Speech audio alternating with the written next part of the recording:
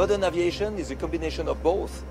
Otherwise, airplanes would not fly without the Wright brothers, and without my grandfather, the airplane would still fly very low altitude and pressurized. So it's this combination of several pioneering adventures who make the present.